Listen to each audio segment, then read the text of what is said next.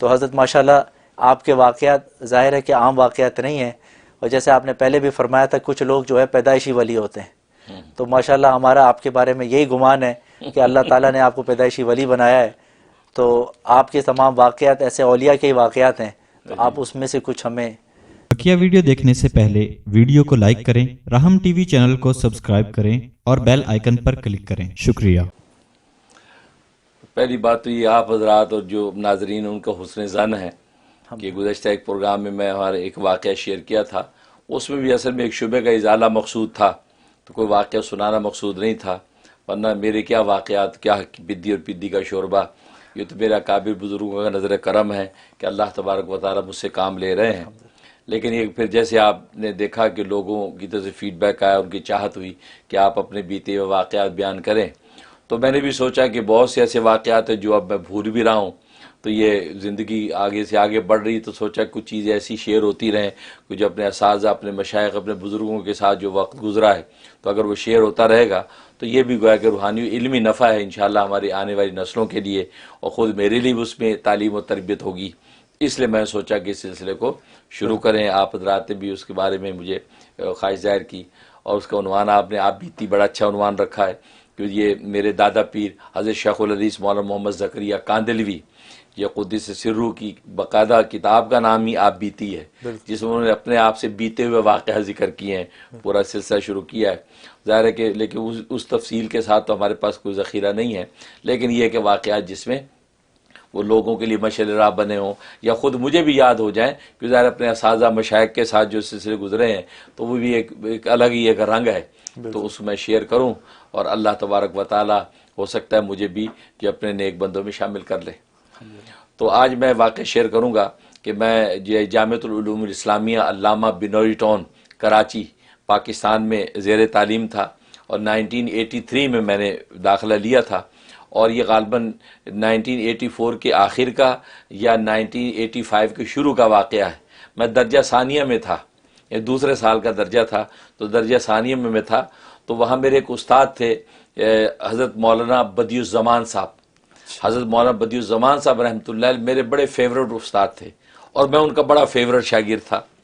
دو استاد تھے جو میرے بڑے فیورٹ تھے اور میں ان کا بڑا فیورٹ شاگرد تھا، ایک تو مولانا بدیع الزمان صاحب، اور دوسرے جو ہے وہ حضرت بنوری مولانا یوسف بنوری رحمۃ اللہ علیہ کے داماد اور محدث جیسے حضرت مولانا حبیب اللہ مختار دامت رحم اللہ تعالی شہید. تو مولانا حبیب اللہ مختار شہید جو ہے وہ جو ہے میرے بڑے فیورٹ استاد تھے، اور میں ان کا بڑا فیورٹ جو ہے شاگرد ہوتا تھا.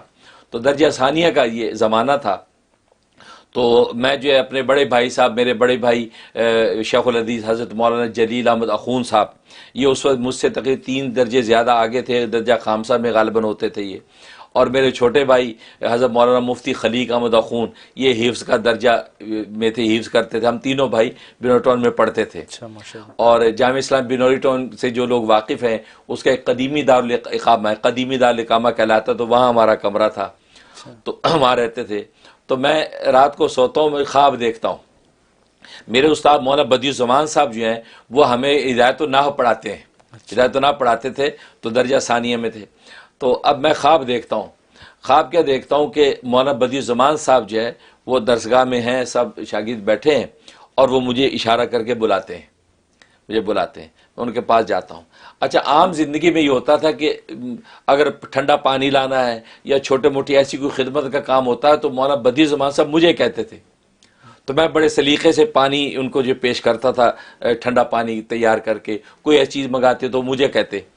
تو عام زندگی میں یہ ان کا رویہ تھا. تو خواب میں انہوں نے مجھے بلایا، میں ان کے قریب گیا، انہوں نے مجھے 2 روپے کا نوٹ دیا. پاکستان میں 2 روپے کا نوٹ چلتا تھا اس وقت، تو 2 روپے کا نوٹ مجھے دیا. اس پہ لکھا ہوتا بدیعان، ان کا نام بدیع الزمان تھا، تو بدیعن یہ واحد کا صیغہ، بدیعانی یہ تسنیہ کا صیغہ. اس میں موٹا سے لکھا ہوتا بدیعانی، بدیعان تسنیہ، وہ لکھا. تو مجھے نوٹ دیا 2 روپے کا. میں نے وہ نوٹ لیا، تو میں جی جاؤ لے جاؤ. تو میں کہ جزاک اللہ، میں نے جیب میں ڈالا، میں آ کے بیٹھ گیا، آنکھ کھل گئی. اب اگلے دن کیا ہوا کہ درسگاہ لگی، کلاس ہوئی، اسباق کو 11:30 12 کے قریب چھٹی ہوتی تھی. اب ہماری جیسے چھٹی ہوئی تو وہاں ہمارے اس وقت خادم ہوتا تھا شعیب خان، ایک پٹھان تھے بوڑھے بزرگ، شعیب خان وہ ہمارا وہ خادم تھا. تو وہ میرے پاس آتا ہے چھٹی جیسے ہوئی تو مجھے کہنے لگا کہ مولانا بدیع الزمان صاحب تمہیں دفتر میں بلا رہے ہیں، یہ مجھے کہا۔ میں نے کہا اچھا، تو میں دفتر کی طرف چلا تو راستے میں ایک اور طالب علم مجھے ملا، کہا کہ مولانا بدیع الزمان صاحب آپ کو دفتر میں بلا رہے ہیں۔ تو میں کہا اچھا۔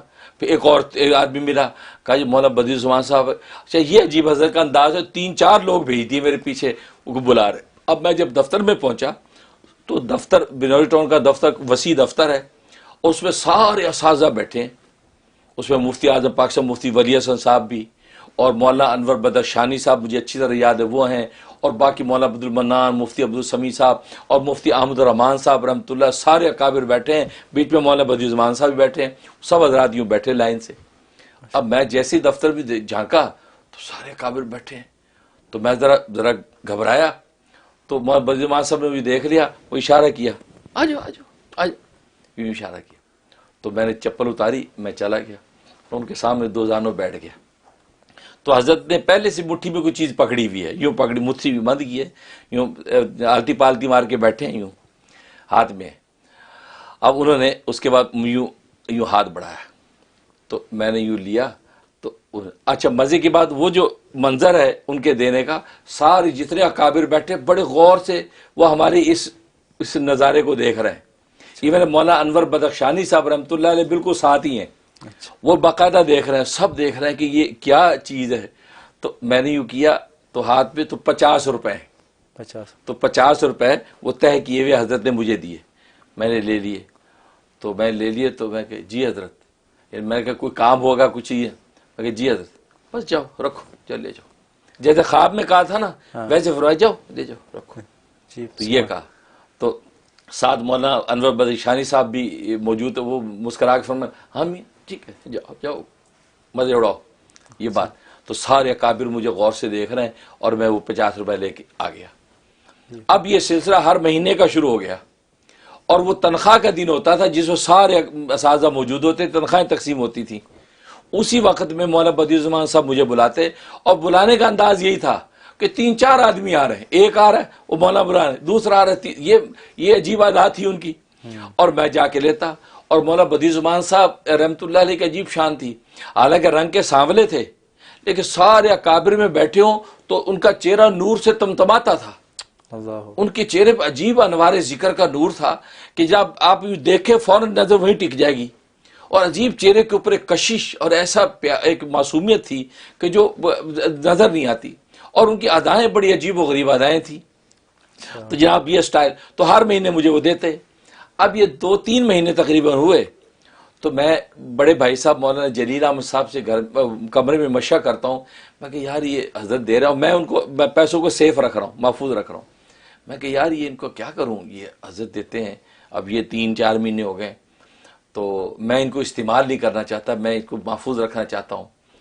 تو بھائی صاحب نے فرمایا کہ ہاں لیکن یہ ہے کہ اب ان کا مقصد تو اب اتنے پیسے تم یوں کرو، ایک آدھ برکت کے لیے رکھ لو اور باقی سے کتابیں لے لو، کتابیں خرید لو، کتاب یادگار رہے گی کہ اس پیسے سے کتاب خریدی ہوئی ہے۔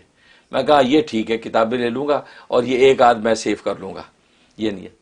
اچھا اگلے دن میرے پھر وہی دن آ گیا تنخواہ کا ان کا، اب وہ حضرت پھر بلائے مہینے کے بعد، اب میں گیا، اب میں جا کے حضرت کے پاس جیسے بیٹھا ہوں تو حضرت نے یوں مجھے دیے پیسے، میں نے لیے، اور سارے اکابر اسی طرح دیکھ رہے ہیں، تو حضرت مجھے سر اٹھا کے فرماتے کیا کرتے ہو ان پیسوں کا؟ یعنی کل یہ بات ہوئی ہے کہ ہم اس میں فکر مند کیا کریں، تو 1000 سوال کر رہے ہیں، حالانکہ 2-3 مہینے سے پوچھا نہیں تھا۔ کہا کہ کیا کرتے ہو ان پیسوں کا؟ میں نے کہا حضرت تو بس میں نے رکھے ہوئے ہیں برکت کے لیے۔ کہا کہ برکت کے لیے کیا رکھے؟ استعمال کرو، کھاؤ پیو مزے کرو۔ میں کہا جی حضرت جی، ہاں بس استعمال کرو، یہ کہا۔